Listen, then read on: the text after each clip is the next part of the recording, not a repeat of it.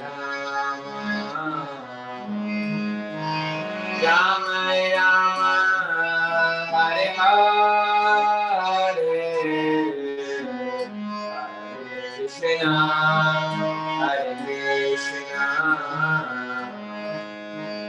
Krishna Krishna Hare Hare Hare Rama Hare Rama Rama Rama Hare Hare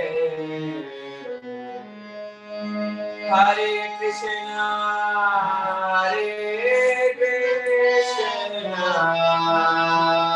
Krishna Krishna Hare Hare Rama Hare Rama Rama Rama Hare Hare Hare Krishna Hare Krishna Krishna Krishna Hare Hare Hare Rama Hare Rama Rama Rama Hare Hare Hare Krishna Hare Krishna Krishna Krishna Hare Hare Hare Rama Hare Rama Rama Rama Hare Hare Hare Krishna Hare Krishna Krishna Krishna Hare Hare Hare Rama Hare Rama Rama Rama Hare Hare Hare Krishna Hare Krishna Krishna Krishna Hare Hare Hare Rama Hare Rama Rama Rama Hare Hare Hare Krishna Hare Krishna Krishna Hare Hare Hare Rama Hare Rama Rama Rama Hare Hare Hare Krishna Hare Krishna Krishna Krishna Hare Hare Hare Rama Hare Rama Rama Rama Hare Hare Hare Krishna Krishna Krishna Hare Hare Hare Rama Hare Rama Hare Hare Hare Krishna Krishna Krishna Hare Hare Hare Rama Ram Hare Hare Hare Krishna Krishna Krishna Hare Hare Hare Rama Ram Ram Hare Hare Jaya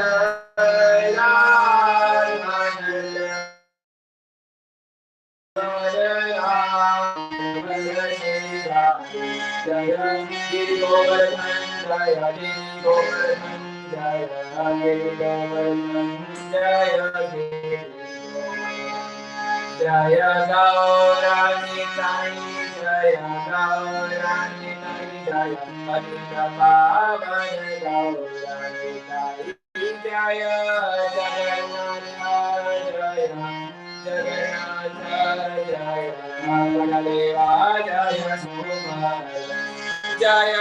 Prabhupada, Jaya Prabhupada, Jaya Prabhupada, Srila Prabhupada.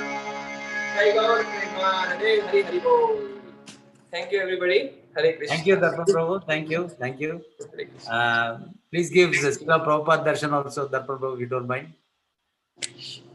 Sure, Prabhu. Thank you, Prabhu. Let me give it from the nearby. Thank you, Prabhu. Thank you. Thank you. Thank you, Prabhu. Thank you. Hare. All glories to Srila Prabhupada. Welcome everybody to the Sunday feast of ISKCON Columbus. And we are extremely lucky today to have the association of His Grace Pyari Mohan Prabhu. Please accept our humble obeisances, Pyari Mohan Prabhu. So the program today, and thank you very much for the good, nice Kirtan and the live darshan, Darpan Prabhu, for the last 10 minutes. And so the program for today is, we will have the discourse with His Grace Pyari Mohan Prabhu till 12:30 our time. And the topic for today is tolerance. And then around 12:30, we will have a short announcements, and then we will finish the Sunday discourse today, Sunday feast program today. So I want to give a small introduction of Prabhu. I'm in no way qualified, and just I'm just reading it from the email which was sent out to the congregation. So Prabhu, please forgive me if I make any mistakes. So in 1971, Prabhu started going to the Brooklyn temple every day and served at the ISKCON press. That same year, Prabhu moved into the Boston temple and mainly did Harinam and then book distribution and then traveling book distribution. Prabhu was transferred to the Radha Damodar traveling book distribution party in 1974 and stayed until it was dismantled. In 1981, Prabhu became the temple president of the Hartford Connecticut Temple and has been the temple president ever since. So we are extremely grateful for the disciple of Srila Prabhupada to address us today. And Prabhu, you can take over from here. I also made you the co-host, Prabhu, in case you want to share any screen. Thank you, Prabhu. Ramesh Prabhu. Yeah. And also, there is a lot of glories about Pyari Mohan Prabhu. I met him in temple presidents. Thank you very Please, much. Prabhu, please. He's one of those temple presidents lasting for 40 plus years as temple president. Very few in the history of ISKCON. He's been a temple president for many years. Like top three comes like Suhas Prabhu and then Pyari Mohan Prabhu. These are two people who is the longest temple president serving in ISKCON. So and also he's a great musician. So he does magic in the association devotees. Amazing. His sense of humor is amazing. So thank you, Prabhu, once again. Thank you. Hare Krishna. Thank you for that introduction. Can take it. Very nice. So, well, we can just start with Om Jnana Timirandasya Ganajana Shilakaya Chakshu Militam Jena Tajmai Shri Gurave Namaha Shri Chaitanya Mano Vishlam Stapitam Yena Bhutale Swayam Rupa Kadamayam Dadati Swapadantikam Vandeham Shri Guru Shri Utapada Kamalam Shri Gurun Vaishnavamscha Shri Rupam Sagrajatam Sahagana Vraganatam Vitam Tam Sajivam Sadvaitam Savadutanam Parijana Sahitam Krishna Chaitanya Devam Shri Radha Krishna Padan Sahagana Lalita Shri Visakam Vitamscha Hey Krishna Karuna Sindhu Dina Bando Jagapate Gopesha Gopika Kanta Radha Kanta Namosute Tapta Kanchana Gorange Radhe Vrindavanishware Rishabhanu Sutta Devi Pranamami Hari Priya Manchakalpatarupascha Kripasindabe Vichapatitanam Pavanebhyo Vaishnavebhyo Namo Namaha Shri Krishna Chaitanya Prabhu Nityananda Shri Advaita Gadadhar Shri Vasudeva Gaura Bhaktavinda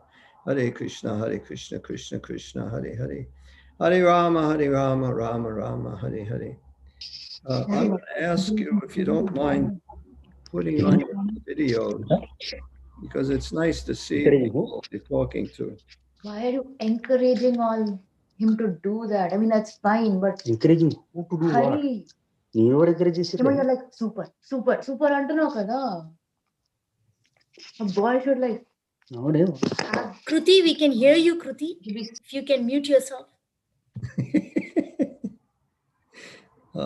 First of all, I'd like to tell you why I picked tolerance. I didn't pick it because I'm such a tolerant person. I picked it because it's really, really important in spiritual life to be tolerant. And sometimes, you know, the more you speak about it, the more it helps yourself also. So this is actually from the beginning, when I was a new devotee, this particular verse I really liked a lot, from the 2:14 Bhagavad Gita. If you want, you can put it on. You don't have to put it on. We can try chanting, though. Most of you probably know the verse. If not, you can chant one line at a time anyway.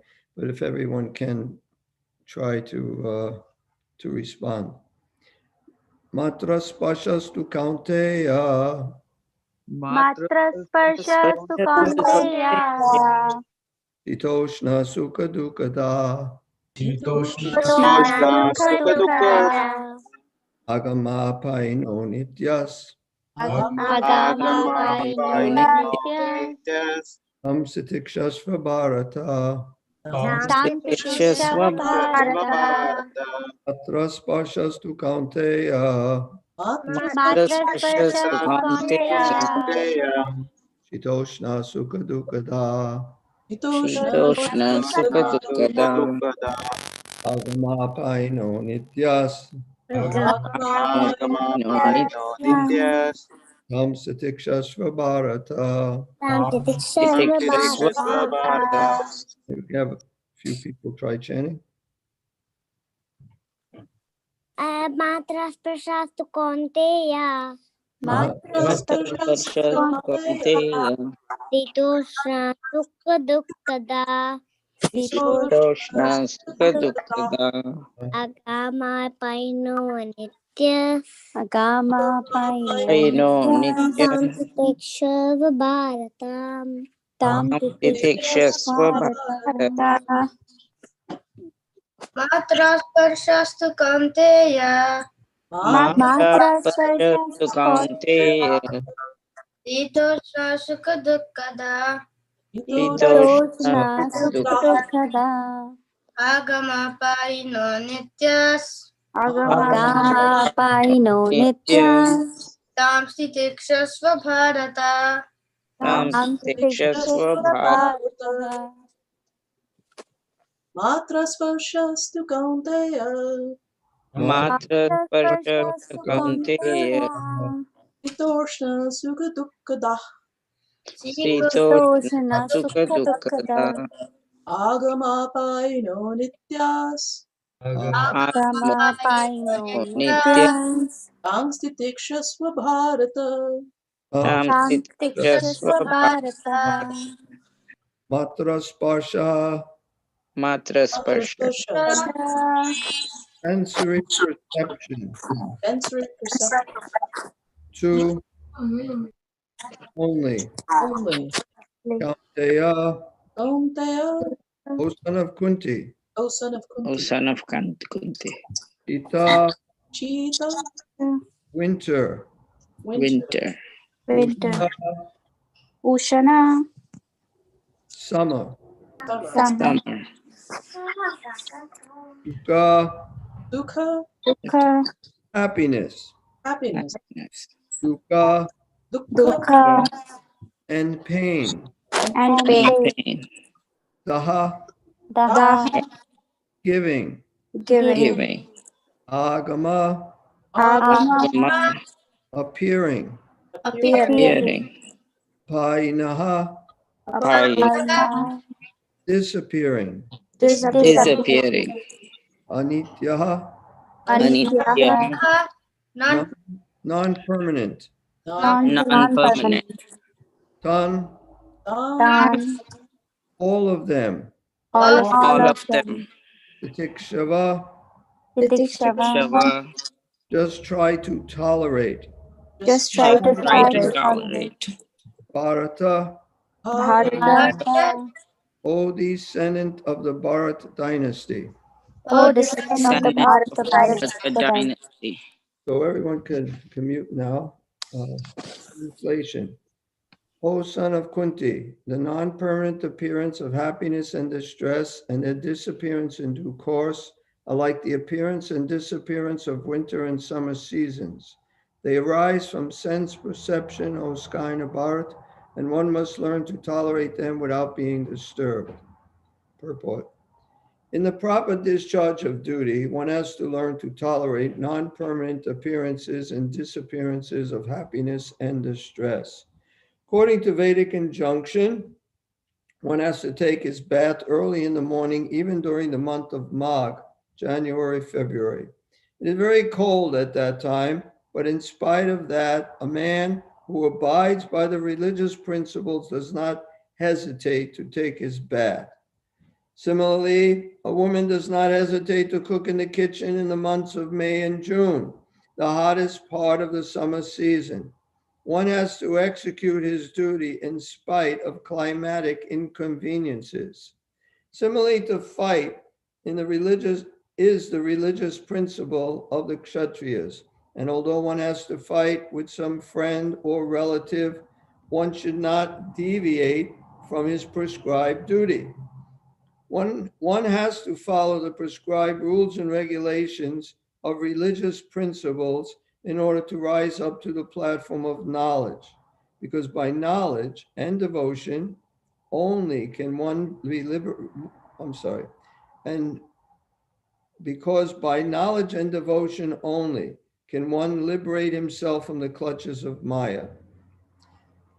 The two different names of address given to Arjuna are also significant. To address him as Kaunteya signifies his great blood relations from his mother's side, and to address him as Bharat signifies his greatness from his father's side. From both sides, he is supposed to have a great heritage. A great heritage brings responsibility in the matter of proper discharge of duties. Therefore, he cannot avoid fighting. Matras pashastu kaunteya shitoshna sukadukada agamapaino nityas tam sitikshasva bharata.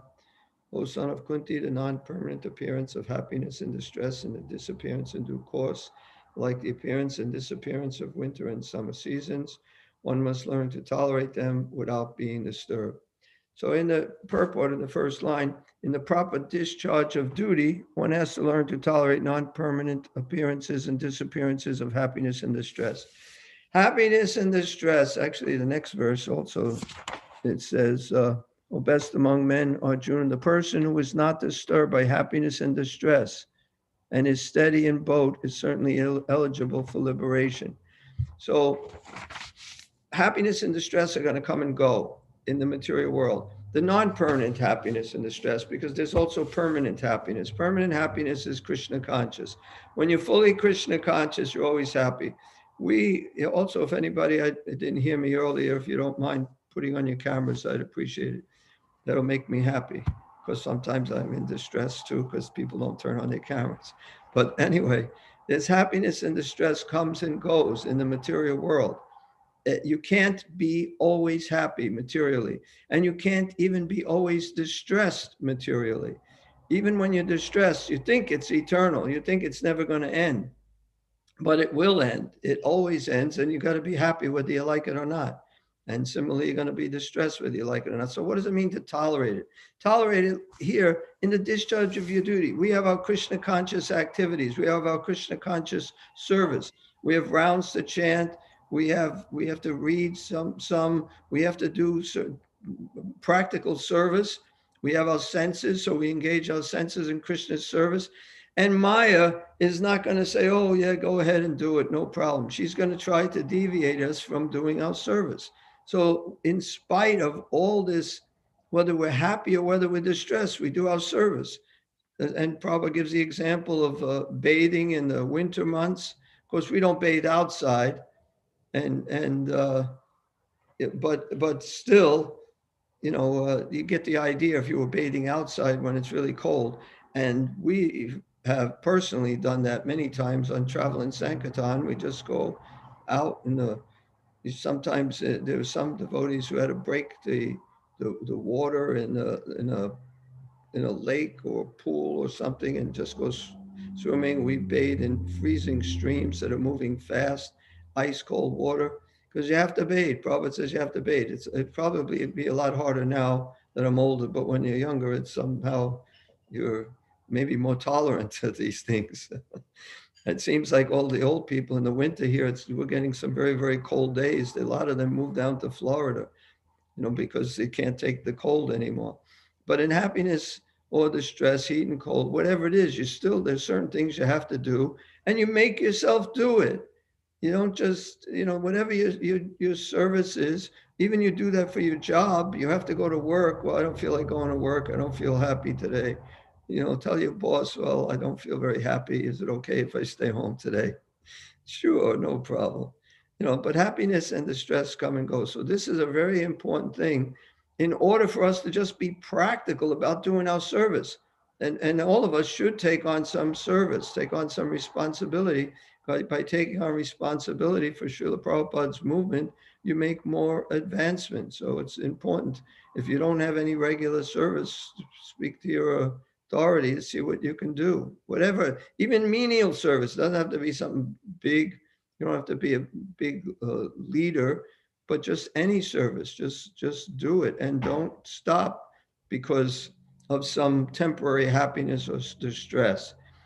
So I have also a few things that actually I started reading the previous verse. Person who is not disturbed by happiness and distress and is steady in both is certainly eligible for liberation. And just the first line of the purport, anyone who is steady in his determination for the advanced stage of spiritual realization and can equally tolerate the onslaughts of distress and happiness is certainly a person eligible for liberation. So we have to tolerate happiness. What do you mean by tolerate happiness? I could tolerate all the happiness you want to give me. But no, tolerating happiness means that doesn't interfere with your spiritual life either. Sometimes you're so happy, you're so ecstatic, you neglect your service. There was a devotee, I think it may have been Daruka, who was fanning Krishna. Daruka is Krishna's chariot driver, but he was fanning, I think it was Daruka, but I'm not positive. But he was fanning Krishna, and he became so ecstatic that it was interfering with his fanning. So who knows, he may have been fanning this way and that way because he was feeling so great. So he controlled his ecstasy. He stopped feeling so happy so that he can serve Krishna better. So sometimes even happiness can interfere. We get elated, we get so elated, we get so ecstatic, and we mess up on what we're doing. So sometimes your happiness, that doesn't happen as much as the distress interfering, but even the happiness. So in either one, the temporary happiness, the temporary distress, we have to continue with our service. There's a verse from the Bhagavatam. The devotees of the Lord are so forbearing that even though they are defamed, cheated, cursed, disturbed, neglected, or even killed, they are never inclined to avenge themselves. So we right away, somebody says something about us, somebody does something, somebody cuts in front of us in a line. We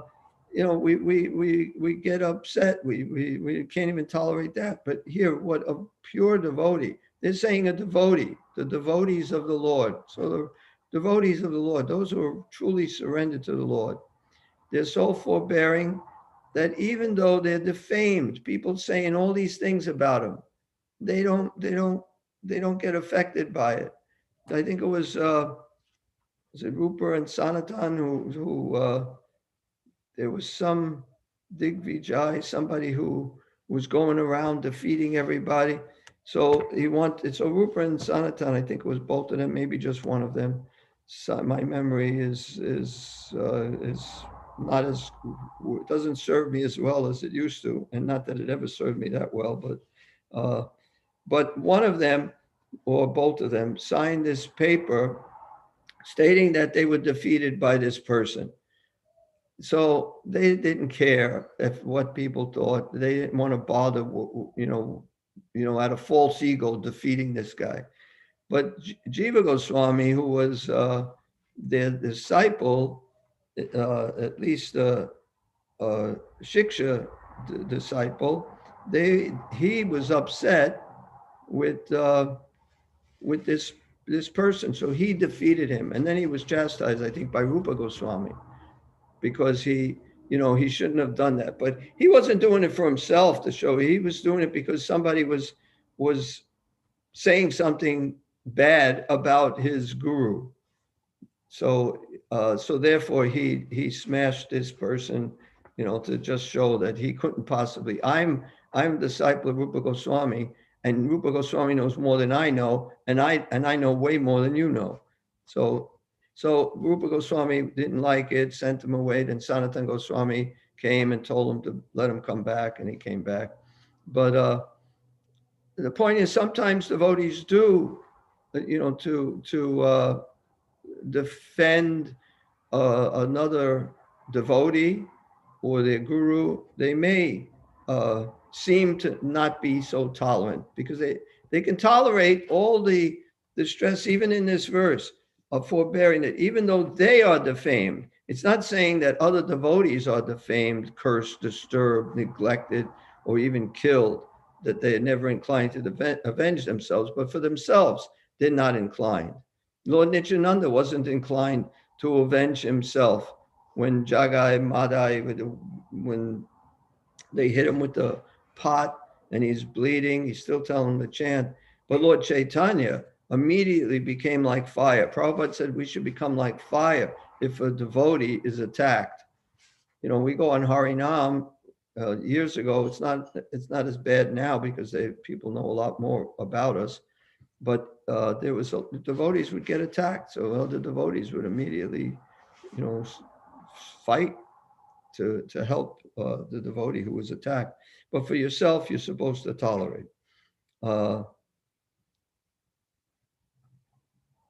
And from the Nectar Devotion, a person who tolerates all kinds of troubles, even though such troubles appear to be unbearable, is called forbearing.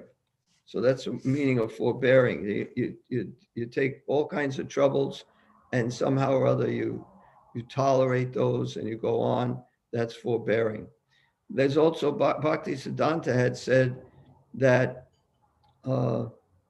even when something becomes intolerable, still you should tolerate. I mean, the meaning of intolerable means it's not tolerable, but he says still you should tolerate. So tolerance is very important in spiritual life, and it's a very practical thing that we can all work on. It's not like for instance, we should all think of Krishna always. That's like, how can I think of Krishna always? I can try. I can maybe think of him a little bit more, which is really good if you can do that. But even if you just try to think of Krishna always, it's almost like, well, there's no way I'm able to do that. It's so hard. But to become more tolerant is a lot easier thing, which helps us to come to the point of thinking of Krishna always. Well, of course, there's the Lord Chaitanya. He only wrote 7 verses. Was it 7? Was it 8? 8 verses. 8 verses. Yes, I got it before you. But one of them, which is probably the one I think most devotees quote more than the others, is Trinadapi Sunichena Taror Iva Sahisnuna Amanina Manadena Kirtaniya Sadahari. So in the Adi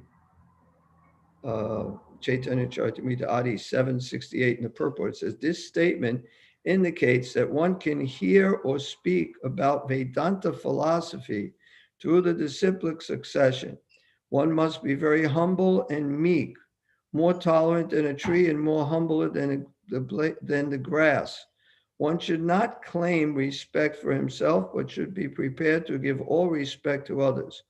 One must have these qualifications to be eligible to understand Vedic knowledge. So in the verse itself, it says how if you want to be able to chant constantly, you have to be humbler than the tree, more tolerant than the tree, humbler than the straw in the street, in order to chant the holy names of the Lord constantly. But here it says, in order to be qualified to be eligible to understand Vedic knowledge. Just to understand Vedic knowledge, you have to do these things.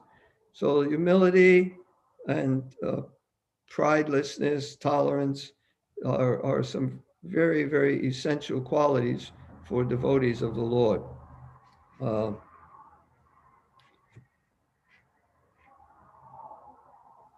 Haridas Thakur, he said, oh, this is after he was being insulted. All of you may now go to your homes. May Lord Krishna bestow his blessings upon you all. Do not be sorry because of me being insulted.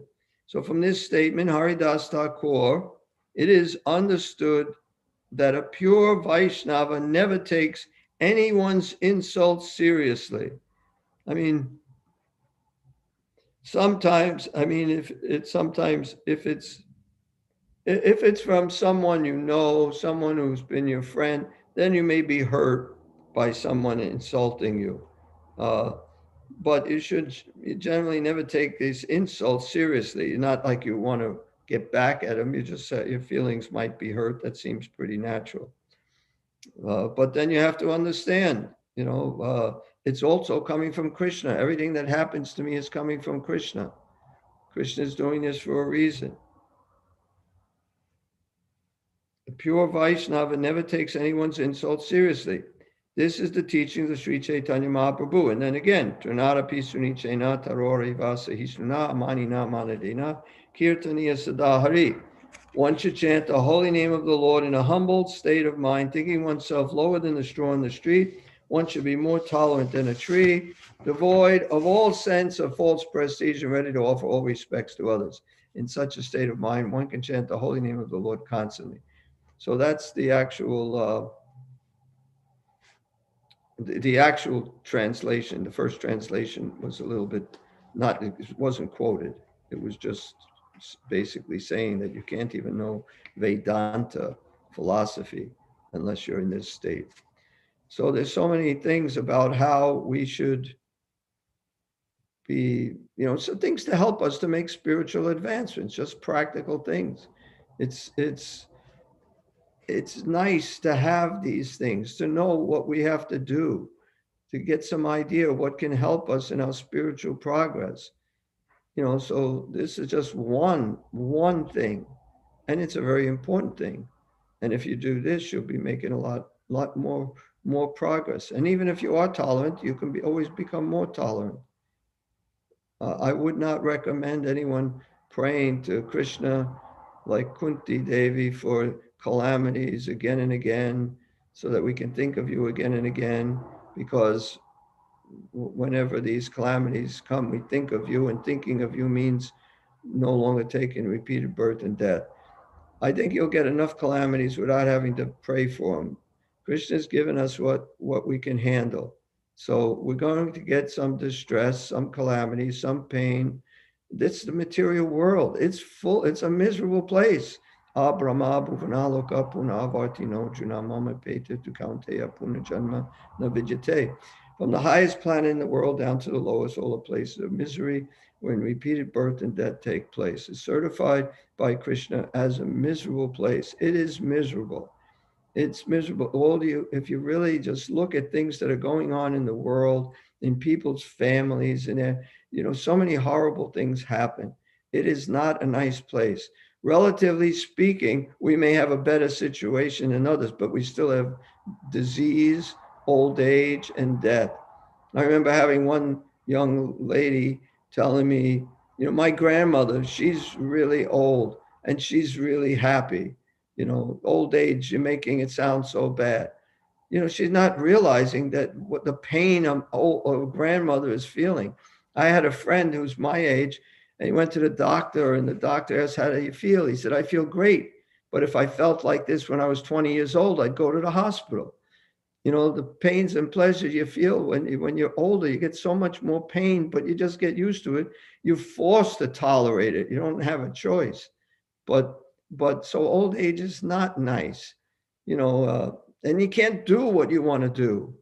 You get up fast and you fall over. There's just so many things happen when you're old that that just doesn't, we don't have those problems when you're young. I remember my mother telling me, wait till you get old. You live off pills. So you'd have to take so many pills every single day, just pill for this, pill for that. Anyway, I don't think I have to tell you how old age is. Young people may not know it, but people who are a little older get a little experience. It's not very nice, old age. I was in Russia, Naranjana Swami was giving class, and some lady asked, what's the solution for old age? So Naranjana Swami just asked me, he said, Pyari, what's your solution for old age? And I said, don't look in the mirror, because that's the only thing that helps me from thinking I'm old. As soon as I do that, then it's too late. Of course, the lady who asked the question, I don't know if they answered, because she was Russian, so I'm not sure how they answered it. But that's my solution. It's not a permanent solution, but it helps. It helps to live with it. But old age is not very nice. And death is the worst of all. Not just you dying. I can think of myself dying may not be as bad as the people I love dying. That's what's really bad. And every single person you know and love is going to die. It's a horrible place. So therefore, you have to try to give them Krishna consciousness and become Krishna conscious yourself, so that way their life isn't a waste. At least they make some spiritual advancement, and they'll begin again in the next life where they left off. So it's really important to try to spread Krishna consciousness. I mean, Prabhupada untiringly just preached constantly to everyone, everywhere, anytime. A newspaper reporter comes to him and he preaches to the reporter. He doesn't bother with his stupid questions the reporter asks. He talks to them, tries to help the soul within that body, because he sees how this world is it's so short. Your life is so short. It may seem so long, especially when you're young. It seems like I can't wait to get older, but then you can't wait to slow it up, and you can't slow it up, and it goes by real fast. So this material world goes by, it's just like a flash, and you really have to try to do something. And Prabhupada was the most pleased with the book distribution, by distributing his books, because that way, even if they don't read it then, there'll be a time Krishna works. Krishna's Paramatma is in everyone's heart. And he sometimes he waits patiently until finally they have some thoughts about the purpose of life. And then he reminds them, why don't you look at that book on the shelf? And then they read that book, and then they become devotees, maybe years later. So we have to try to distribute books. Prabhupada understood, because Bhakti Siddhanta understood, and Bhakti Vinod understood, that by distributing these books is the best way to spread Krishna consciousness. Bhakti Siddhanta said, what good is the mridanga? You can only hear for a few blocks, but the book can be heard all around the world. So that's what we're advised. So we don't change it. We don't say, now we have a new way of spreading Krishna consciousness, even better. We try all different ways. We preach at schools. We have Sunday programs. We do so many things. But the main thing is book distribution. That's what Prabhupada really wanted. And when he was here, everyone knew that. And now people are also beginning to know that more and more every year. More and more books are being distributed. So it's very important to distribute these books. Leave it. I remember asking a question to Prabhupada. There was a devotee. Prabhupada said it was the incarnation of book distribution. He gave a class, and we would, at that time, when they printed new books, we would distribute them, because they print huge quantities and we go out. So I was distributing the first, Adi Leela Volume 1, and I'm reading it. And I'm distributing it. And I'm reading it, and I remember I don't even understand most of what this is saying, or maybe not most of it, but a lot of what they're saying I don't understand. And I'm a devotee for 4 years or something at that time. So I asked, how is it we're distributing? How are these people going to understand these books? And the first answer he said was, well, they'll understand something. I said, but I mean, it's so hard for me. And then he answered, which I really liked his answer. It's not up to us to know how they're going to understand this. It's up to us to distribute it. That's all. Krishna, leave the rest to Krishna. So we have to distribute these books. That's all. And Krishna will take care of the rest. Once they're all over the place, he will, when the time is right, he'll get the different people to read them. And sometimes the time is right after they get the book, but not always.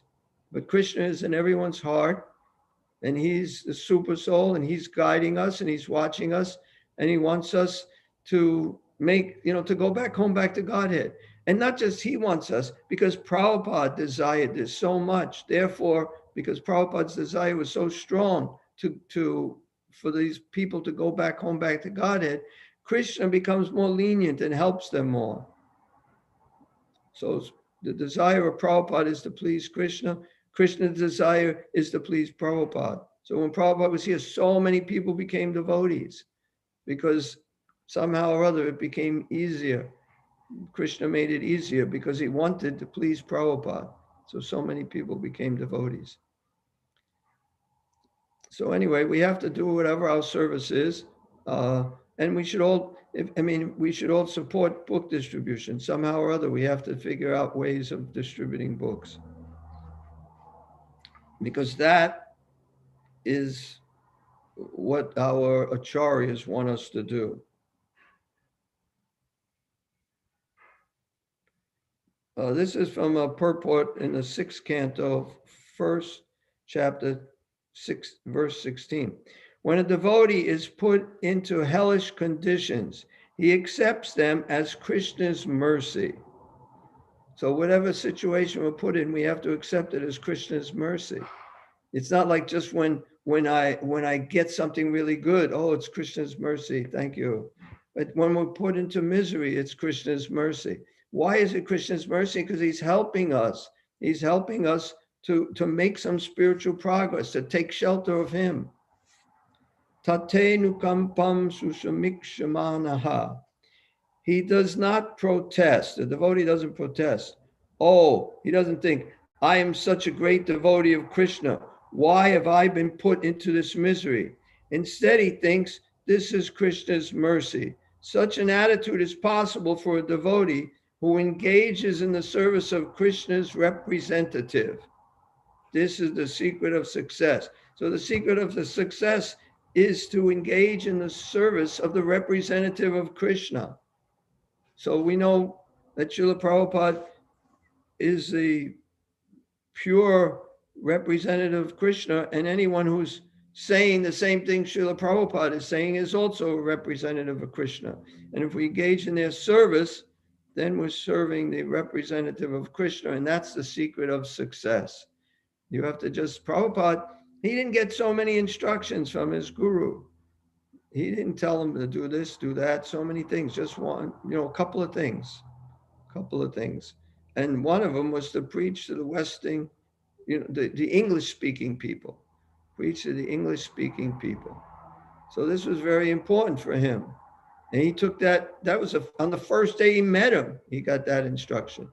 And he got that instruction in the last letter he received, which was, it was written, I think, a week before he passed away, before Bhakti Siddhanta passed away. He wrote to Srila Prabhupada, our Srila Prabhupada. And he also asked him in that letter to preach to the English-speaking people. So he took that instruction very seriously, and he tried so hard to figure out ways to do it. And in India, they made it so difficult for him to leave the country. It's like they don't have enough people there, so they want him to stay. I don't even know their reasoning, but they made it really, really difficult. So he couldn't leave. Then they finally let him leave by, Krishna made some arrangements. He worked really hard just to get this P form and just so many things that he had to do. And then he came to America. And in America, the country actually, because there was the devotees, they figured out things to do, but they made it easy for him. They didn't give him a hard time. He liked America because it was, first of all, because so many people became devotees, but also because they let him stay. They didn't give him a hard time. In India, it was just so bureaucratic, and it was much easier in America to get anything done. So he did really appreciate America. Of course, then he went back to India with what he said his dancing white elephant, which was the devotees from America. And, people like to see a dancing white elephant, so everybody came. I don't know how many people are here on this line from Gujarat, but when they went to Gujarat, what part of Gujarat? Surat, in Surat, they were treated amazingly. They made it a day off for everyone. All the stores were closed because the devotees were going to have a kirtan. They made the route for them. People would come out, give them flower garland. It was like they felt like they were, in the spiritual world when they went to Gujarat or Surat. But everywhere they were treated nicely. They were just treated much more exceptionally in Surat. So then now India is doing so well as far as Krishna consciousness, as far as ISKCON. But it started out, he had nothing. He just had some devotees, maybe 20 devotees came to India, maybe less. And just from that, everything started. Prabhupada was expert in preaching and managing. He made it so that he empowered devotees. He empowered devotees so that they can do everything. I don't even know what time it is. Okay, still got some time. So, okay, there's another verse in the Bhagavatam. I just read the one with the quote. I'm going to read another one with the same quote. In Srimad Bhagavatam, it is stated, Tate nukampam susamikshamano. Whenever a devotee is in distress or has fallen into difficulty, he thinks that it is the Lord's mercy upon him. He thinks, thanks to my past misdeeds, I should suffer far, far greater than I am suffering now. So it is by the mercy of the Supreme Lord that I am not getting all the punishment I am due. That's from the purport, purport in the Bhagavad Gita, that one, 13 and 14. 12, I'm sorry, chapter 12, verses 13 and 14. But it's nice how a devotee should think that it's not, first of all, the karmis or the neophyte devotees may think, why me? I didn't do anything wrong. I'm such a good person. Why do I have to suffer? And the devotee thinks the opposite, that I deserve so much more. Krishna's only giving me this much suffering. It's so kind for all the sins I've committed. So just by thinking that way, it says that you actually you gain the spiritual world by thinking properly. So we should be, it's humble and tolerant. We can tolerate whatever Krishna gives us. He never gives us more than we could tolerate, unless you ask for it. And I wouldn't advise asking for it because we're not that advanced, like Queen Kunti. I'm going to just quote something from Bhakti Siddhanta. Physical illness with Hari Bhajan is preferred to physical fitness without Hari Bhajan. So if you're chanting the holy names and you're physically ill, so much is wrong with your body, that's better to be in perfect health and not chanting the holy names. Bhakti Siddhanta. And he also said, our span of life on earth is short. Our life will be crowned with success if the body wears out with constant discourses on Hari. If our body wears out with constant discourses on Hari, our life is a success. I'm thinking of, like a picture of him. I forgot his name. Tell you. Anyway, Gore. What? Gore. Yes, that's his. Gaur Govinda Maharaj. He was in Mayapur and he was preaching to someone, sitting up preaching, and he left his body. It's like, first of all, you're in Mayapur, and then you're just preaching Krishna Katha. It's like, that's the perfect way to leave your body.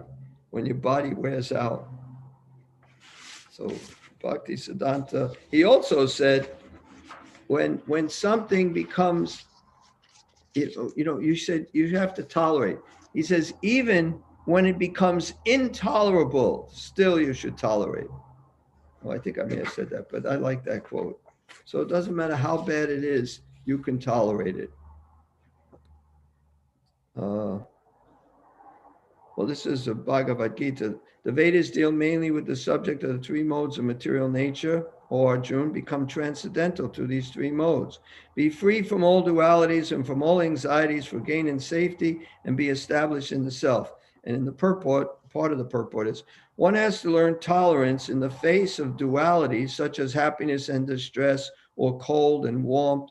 And by tolerating such dualities, become free from anxieties regarding gain and loss. So if we can become tolerant to the dualities of the world, we can become free from anxieties for gain and loss. So we're in anxiety about losing money, the stock market goes down or something. And we're in anxiety, we gain a lot of money too. What are we going to do? We got to protect it. I don't really have that problem, but I'm sure people might feel that way. One of we're talking about these, tolerance, and there's these qualities of knowledge. Krishna says of knowledge. Besides these, whatever there is ignorance. All these I declare to be knowledge. So this is knowledge. The first one is humility, pridelessness, nonviolence. Then there's tolerance, and there's a whole bunch more. So this is a quality of knowledge. Those who have knowledge are tolerant. So we have to, use our knowledge, become tolerant. I had one time a devotee who stayed here. He was a sannyasi. He was a nice devotee. And when he was leaving, sometimes you get people, not sannyasis, but anybody, who, oh, you're the greatest or whatever. Anyway, when he was leaving, he was saying, thank you so much for tolerating me. And I said, well, I'm a very tolerant person. And he apparently didn't think that was too funny. But I'm not a very tolerant person, by the way. But I know when people say these things, that if they don't mean it, it's like, why are you saying it? But anyway, we have to somehow or other become tolerant. So I guess I have to tolerate people who say these things. And in the purport to this particular verse, it's actually, I think, 4 or 5 verses. Humility, pridelessness, nonviolence. Yeah, it's 1, 2, 3, 4, 5 verses. But I'm just going to read what it says about tolerance. Tolerance means that one should be practiced to bear insults and dishonor from others. If one is engaged in the advancement of spiritual knowledge, there will be so many insults and much dishonor from others. This is expected because material nature is so constituted. So if you're taking up spiritual life, there's going to be so much insults, dishonor. There's going to be so many problems for you because that's the way the material world is going to fight back. That's where material nature fights back. So you should, here it says, this is expected. So you should expect this. Don't think it's any surprise, nothing new. So what do? Tolerate it. No big deal. It says, even a boy like Prahlad, who only 5 years old, was engaged in the cultivation of spiritual knowledge, was endangered when his father became antagonistic to his devotion. The father tried to kill him in so many ways, but Prahlad tolerated him. So there may be many impediments to making spiritual advancement impediments to making advancement in spiritual knowledge. But we should be tolerant and continue our progress with determination. So don't let anything stop you. That's all. Just tolerate. Just know what you have. The first thing is knowledge. Knowledge, you have to know what you're supposed to do, what you're not supposed to do. That's the first thing. Once you know what you're supposed to do and what you're not supposed to do, then you have to do it and don't let anything interfere with you. So that's called vijnana. Jnana is knowledge. Vijnana is practically applying that knowledge. And it says, this devotional service or Raja Vijja Raja Guyam, this knowledge is joyfully performed. It's not just something you intellectually think, you perform it, you engage your senses in the service of the Lord. So that's real practical application of the knowledge. And you don't let anything get in your way, and that's tolerance. You have to try to do that. When Maharaj Parikshit was on his way to conquer the world, he saw the master of Kali Yuga, who was lower than a Shudra, disguised as a king and hurting the legs of a cow and bull. The king at once caught hold of him to deal sufficient punishment. So now, we're so tolerant, but we don't tolerate when things happen to someone else. Now he's the king and this of the world, and this imposter king is beating a cow or bull, so he has to stop him. So the king, being the representative of the Lord, has to execute the will of the Lord. Thus, as soon as Maharaj Parikshit saw that a lower class man in the dress of a king was hurting the legs of a cow and a bull, at once he arrested and punished him. The king cannot tolerate insults to the most important animal, the cow, nor can he tolerate disrespect for the most important man, the Brahmin.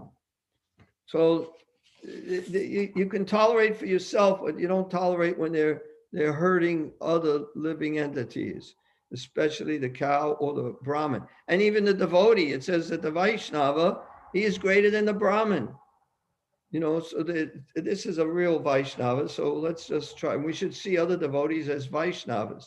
Even though we shouldn't really see ourselves as great Vaishnavas, we should at least see others as great Vaishnavas. And we should have to, protect them. Don't tolerate insults or hurting them.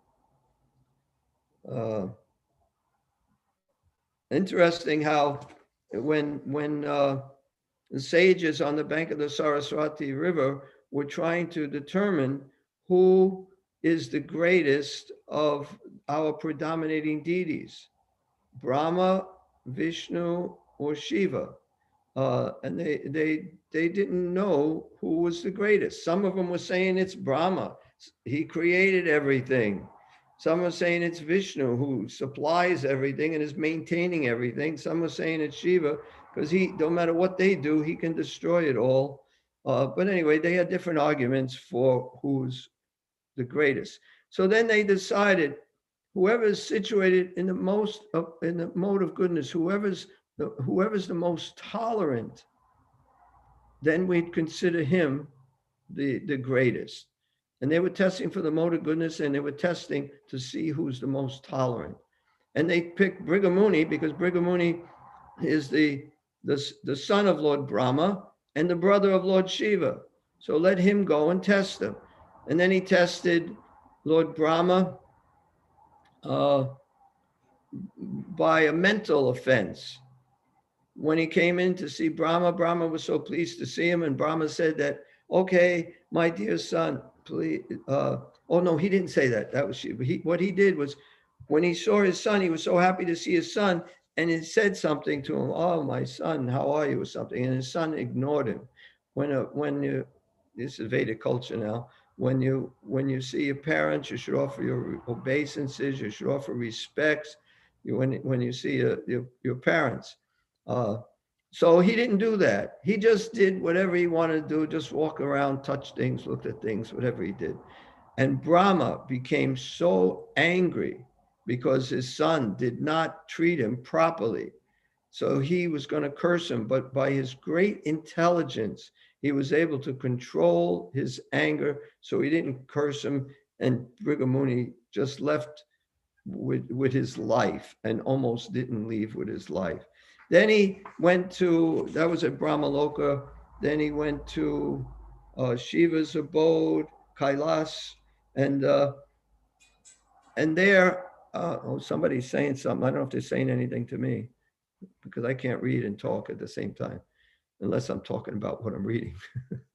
But so then when he went to see Lord Shiva, at Lord Shiva's, Lord Shiva said, "Oh, my dear brother Brigamuni, please allow me to embrace you." And Brigamuni said, "No, no, you embrace me. You're filthy. You're disgusting. You're covered with ashes from crematoriums. Don't touch me. I don't want to get contaminated." And what do you think that did to Lord Shiva? That hurt his feelings. And he picked up his trident and he was going to kill Brigamuni. But his wife is also known as Parvati. She's also known as Triguna Mai, which means she could bring out the different qualities in a person. And she was able to bring out the quality of goodness because he was going to destroy him like he does with a lot of things with his trident. And she said, "Oh, my dear husband, you're so great. You're so wonderful. Brigamuni is insignificant. He's like nothing. Don't waste your time with and energy at all with him." And so she saved Brigamuni's life. So he was thinking, Brigamuni, after he left, I tested my father with a mental offense. I tested my brother with a verbal offense. Each one is greater in degree. Now I'm going to test Lord Vishnu with a corporal offense or physical offense. So he went in, and Lord Vishnu he went to Svetadvip, and Lord Vishnu was laying on a bed of flowers, and Lakshmi is massaging his feet, and he sneaks in and he jumps up and kicks him in the chest. Now, I don't advise anyone trying to do anything like that just to prove that Vishnu is the greatest. But this is a pastime, and somehow or other that it was meant to be. But Vishnu, he got up, Brigamuni stepped back. He got up and said, "Oh, my dear Brigamuni, please forgive me for not welcoming you properly when you entered. My chest is as hard as a thunderbolt and your feet are as soft as a rose. Please let me massage your feet." So then he starts massaging Brigamuni's feet. Brigamuni was speechless, couldn't say anything. And of course, after that, Lakshmi wasn't very pleased with the Brahmins and doesn't give them very much anymore because she didn't like what he did. So Vishnu had no problem with it, but Lakshmi seems to be a little upset about that. And then he went back to the sages, and all the sages, of course, agreed that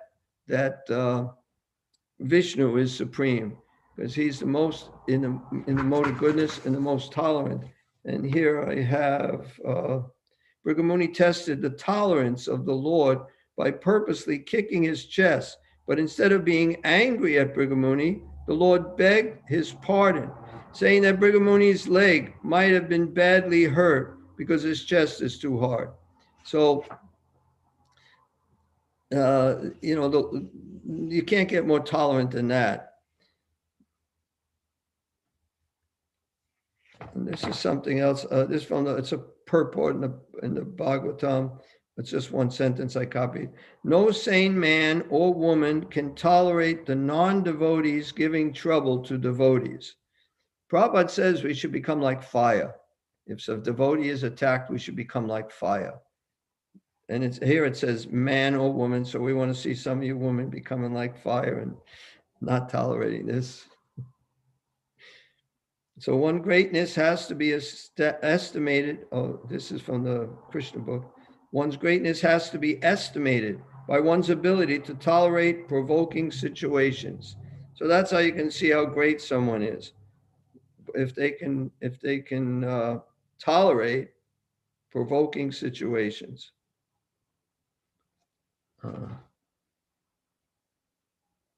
Is that time? Is that an hour already? Well, I'll just summarize. Yes, What?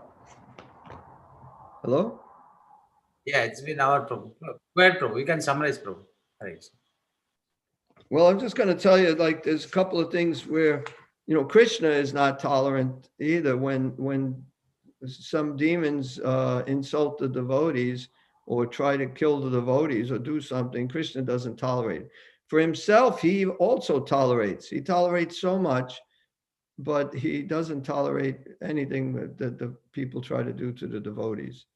The whole war at Kurukshetra, because the Pandavas were being so mistreated. So he made this whole arrangement to have them all killed.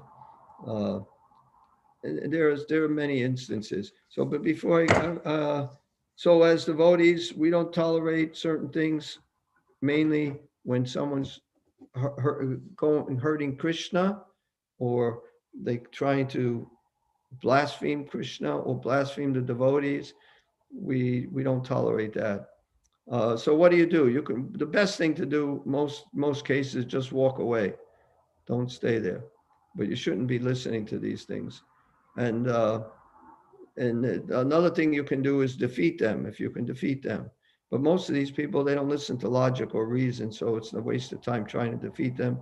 And in other ages, not in Kali Yuga, but because in Kali Yuga you could get arrested, but in other ages you can kill them. But we don't do that now.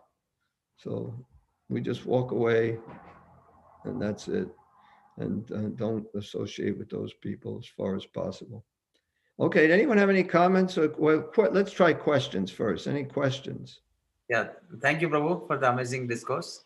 I think the first question from Prem Sindhu Prabhu, you wanted to ask a couple of questions. Yeah, Prabhu. Prem Sindhu Prabhu? This is, okay, in the Srimad Bhagavatam, it states that, okay, so whenever a devotee is in distress or has fallen into, this is what, am I reading the right thing? The difficulty, he thinks that it is.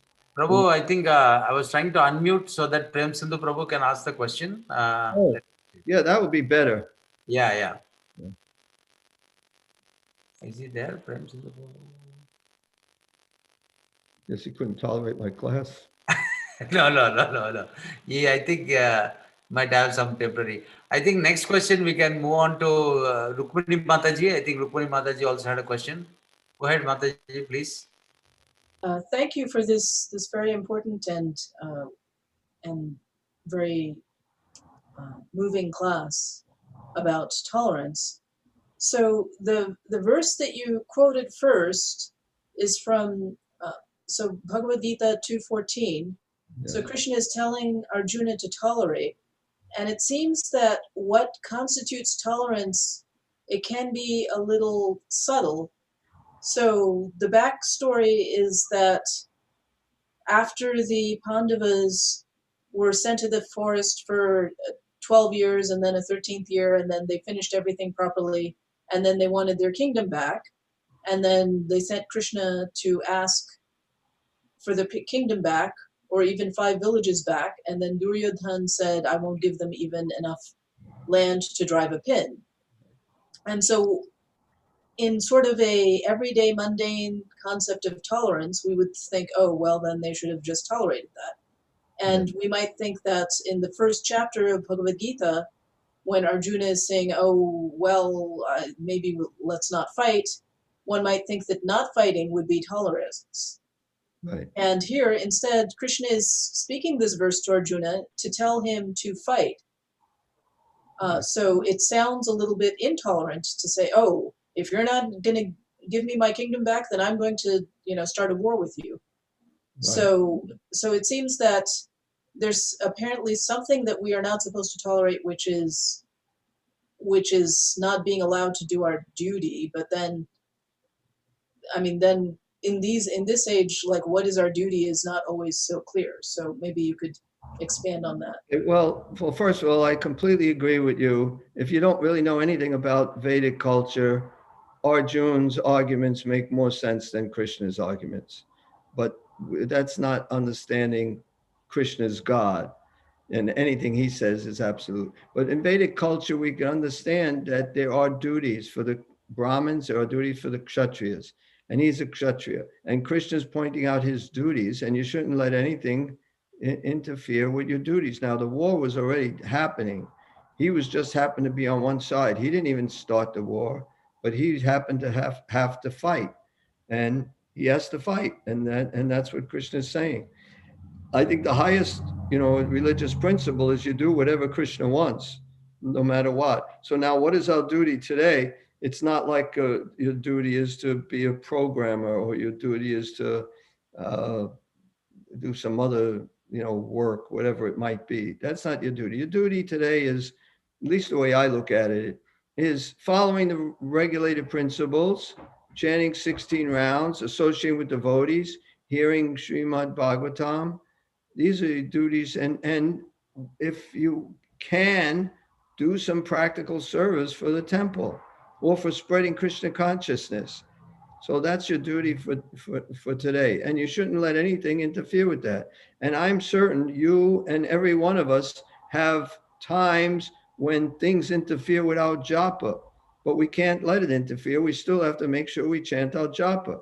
So that's just one example, is the japa, because that's where everybody, Maya is constantly telling us so many things we have to do while we're chanting our japa. And sometimes we may have to do something, but then we have to get back and chant our japa anyway. So we have to not let anything interfere with those duties.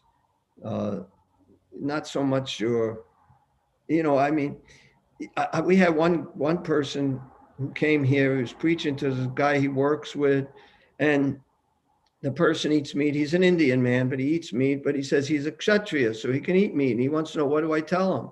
I said, if you're a kshatriya, what does he do for a living? He's a programmer. I said, well, how is that a kshatriya? If he's a kshatriya, he should be a policeman or join the military. Just because you're born in a kshatriya family doesn't mean you're a kshatriya. So if you're really a kshatriya, there's certain things you do, and then there's certain things you can do.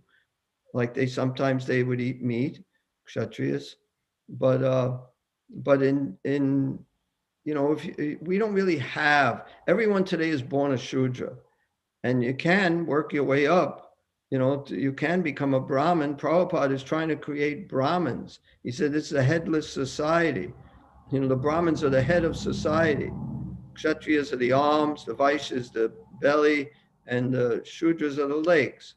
So we have a society without a head. So he's trying to put a head back on society by making Brahmins.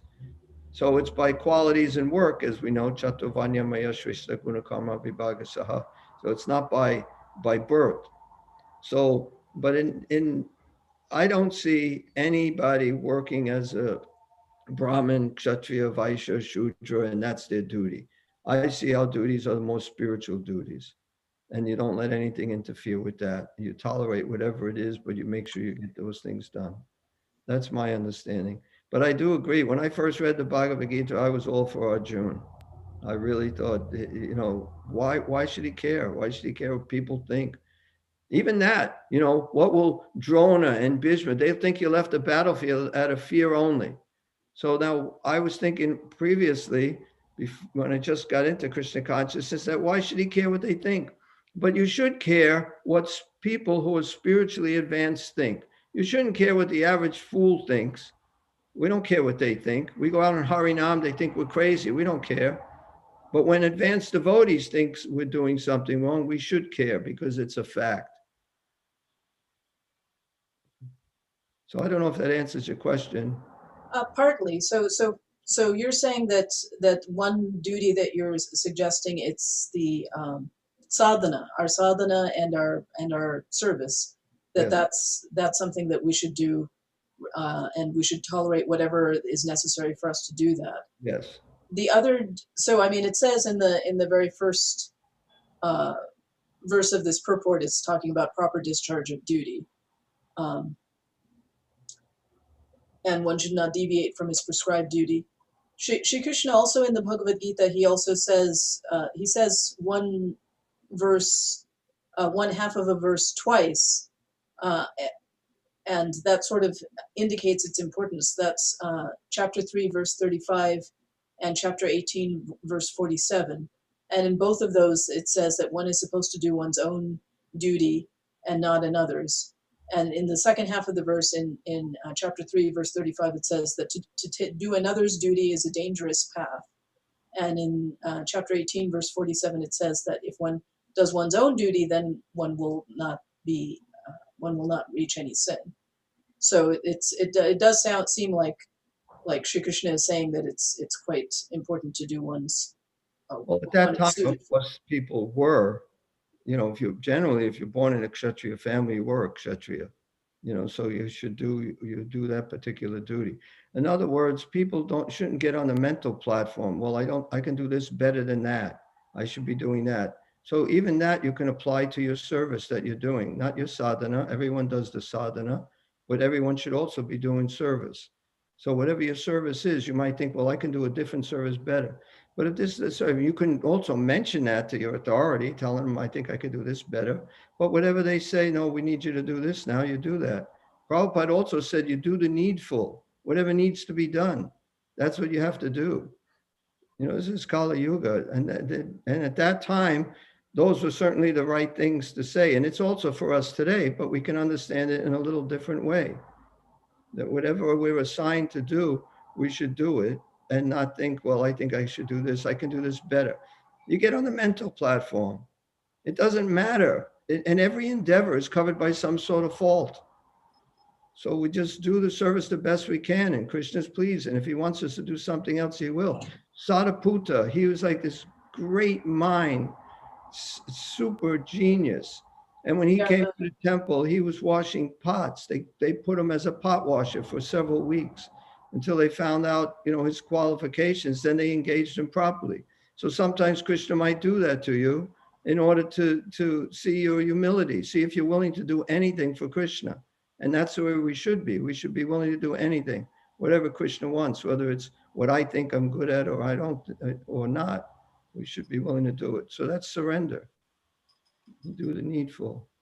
Prabhupada was very practical. Right. And he knew perfectly how to engage people according to their propensities. Yes. Thank you very much, Prabhu. You're welcome. Thank you, Prabhu. If you have time for one more question, Prabhu. I have time. I don't know if you have time. So we definitely have time. Hare Krishna, Prabhu, please go ahead. Yeah. Hare Krishna. It's more than a question, is a comment, Prabhu. Thank you very much for your valuable time. It's a nice discussion. So sometimes, we read as a theory, like, we have to tolerate, very nice. But how much we can do, it also depends on who we are and where are we. But how much we can do what? How much we can tolerate. And then, and it depends also who we are, like, as a father, as a guru, as a leader, like, as a, whatever it may be, it changes. It also shows, you gave a wonderful example, like, when Brahma is the creator, he could not tolerate. And Shiva is a Vaishnavana Metashram, but he could not tolerate. So now only the person who tolerates is a Vishnu. And now I'm competing with him to tolerate. I don't have that ability. So who am I? So I had to be honest to myself. Yes, theory, nice. I want to tolerate the best I could do, but there are certain things which I cannot do and certain things I can do. So at the same time, I should not be discouraged. At the same time, I should not be overwhelmed. As you said, do the best you could do. So that's one of the comment I just wanted to add. If you want to add any comment to that comment, that's great. Well, I remember Tamal Krishna Maharaj saying, don't do your best, do the best. So you can do the best. Don't cut yourself short. It's like, okay, Brahma couldn't tolerate, but Prahlad, a little 5-year-old boy, he could tolerate. So it's not the question of what managerial position you have within the universe that makes you tolerant. Anyone who surrenders to Krishna can be completely tolerant. Srila Prabhupada was just completely tolerant. He tolerated, very, very tolerant. So we can surrender. It's not like we have this ability, but if we surrender to Krishna, Krishna can help us to become tolerant. I think you shouldn't sell yourself short by saying, well, I can't do it. That's not my, no, I can do better. I may not be able to be fully tolerant, but I can be more tolerant than I am. You have to admit that. Yeah, that is the point. Yeah. So yeah, you rightly said, yes, I will, whatever you said right now, I agree with you. Yes, there is a better I can always do, but can I do all the time? Can I do? Eventually, but you have to first practice. In other words, I practice, and I'm doing good. And then all of a sudden I just yell at somebody, I can't take it anymore. But then I got to say, Krishna, I don't want to do that. So I do it, then I do it a little longer, and then eventually I can do it all the time. Correct. I'm not up to that point, but I have faith that I can. But if I just have to keep trying. Yeah, that's what I'm saying. I'm to be honest to myself. Yes, I'm on the path. I'm trying my best, but at the same time, there's a long way to go. But yeah, you guys said I can do the best, but the consistency is also key. How much, like, how long? It's just a process. It's not a shooting star. It's a process, long journey. We learn from the mistakes. We move forward. That was my comment. To illustrate that, even last 2 weeks back, we were discussing about the same pastime, Bhagavatam, Bhikshu Gita. Even Krishna says the same thing, starting with the Bhagavad Gita. Practically, there is no person in this material world can tolerate the piercing word, or words which is piercing, because it's very. He himself says in Bhikshu Gita is part of the Uddhava Gita. So that is, but however, that is something we can aspire for it. That is possible. It's not impossible. But we have to understand honest, because I cannot be like somebody else and then shoot myself, which I cannot do it. I have to be honest. Yes, I have to admit I have a disease. That's correct. But I'm taking the medicine. I'm in the path of bhakti. So that was the point I was trying to make here. Right. You should be honest and know where you're at, not like thinking, oh, I'm the most tolerant. I can tolerate anything. That's foolish. But you should also see that I hope to come to that point sometime, and I'm going to keep trying. I remember just doing book distribution. I met, just going to make it short, but selling a book to some Christian, and I'm talking and talking and talking and explaining, and the whole time he has no interest, but he makes believe he's interested. And then at the end, he finally says, no, thanks. And he just wastes my time. And I remember after that thinking, Krishna, send me another Christian. I want to show you that I'm never going to do this again. And then he did. After some time I'm doing, and then as soon as I realized this person is just wasting my time, I did not say a word to him like, okay, goodbye. Or I just immediately just turned and went to the next person. And I felt so good. I finally surrendered to Krishna, at least with one Christian. Thank you for sharing. Okay. I don't know. Any other questions? Thank you, Prabhu. Okay. Prabhu, I don't see any other questions. No, Prem Sindhu was trying to say something. Yeah, actually, my mic was not ahead, working on the computer. So I was just thinking about this tolerance. Does tolerance depend on the nature of the devotee? Because we see in Mahabharata also, Bhim is a pure devotee, but he has very less tolerance. Draupadi is also a pure devotee. She is tolerant at times. She's not like when she was attempted to be disrobed, and then she said, I will not tie my hair until I wash it with the blood of Dushasana. Right. And she was insulted. Then another time she was tolerant when Ashwathama killed the 5 sons of Draupadi. Then she said, okay, please pardon. I know what it means for a mother to lose her sons. So, and then Arjuna, if anybody asks him to, put his Gandiv down, he said that person is going to, lose his life because he has that Kshatriya pride. So he's also a pure devotee. And so we have a whole range of pure devotees who seem to be like, in different, with varying degrees of tolerance at different times. So yes, you'd like to say something about that? Yeah, I think that's a really good observation, and it's completely accurate. It's completely true. But it's from what I'm just going to give you my own speculation is these instructions are more for, at least for the way we should see it, as more for us as Brahmins. We should try to become more tolerant. I mean, the verse, tolerate, more tolerant than a tree. But a Kshatriya, these are real Kshatriyas. Their mode of passion, it's very difficult. So some of us are more in the mode of passion and it's more difficult. And Krishna sees it. And Krishna's he's not gonna, it's like Naveen, Krishna is saying how we can't, go against our nature, or actually Rukmini was mentioning that about going against our nature. Also, I can't, I'm doing what I can. So sometimes we see some people may have more of this tendency like Bhima has. Bhima was probably the best example out of the Pandavas anyway, because he is a pure devotee. He loves Krishna, but he's, he has certain things. So I think if you have such a nature, you can't really change it. but you might still be able to think, well, what does Krishna want me to do? And you can ask Krishna, what do you want me to do? I feel like I should do something. And then you may have an opportunity to use your fighting ability, or whatever it might be, like Bhima had. He got to use it in Krishna's service too. But it is a fact, we are all different, and it does seem that some of us are by nature, less tolerant, but we should see it as devotees in this line from Srila Prabhupada, that he wants us to become more tolerant. And that's what I have to try to work at.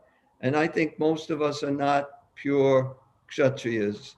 Most of us, first of all, we're all born Shudras. And then from there, we can go different ways, you might say, or we can stay Shudras. But Prabhupada's trying to create Brahmins. So to try to please Prabhupada, we should try to become more tolerant. I'm thinking of as one sannyasi I talked to, and he wants to be, he's hoping that he's a gopi. And I asked why, and he said, because that's the highest. He pleased Krishna the most. So he'd like to be able to be a gopi just so he can please Krishna the most. Personally, I completely agree with that. But at the same time, I don't feel, I think because I'm in a man's body, it's harder for me to relate as a gopi as I can think I'm a cowherd boy. I actually have no idea what I am. I'm not, but I can picture myself playing with Krishna than being a gopi. I just can't even picture that. So the highest is the gopi. So he wants to be a gopi to give Krishna the most pleasure, which I think is very Krishna conscious. So we should try for the highest of being completely tolerant. And at the same time, if we're not, Krishna knows what we can do and what we can't do. Bhima couldn't do anything else. There was no way he could not get so angry at these people when they're mistreating us or mistreating the Pandavas. But everything you said, Prem Sindhu, was very, very, very accurate and very observant and very applicable to what we're talking about. And I don't have the exact answer, but the only answer I'd have is we're really not practicing to be Kshatriyas. We're practicing to try to be Brahmins. And so then we should try to be tolerant. But I hope Krishna understands when I'm not so tolerant that it's not my fault.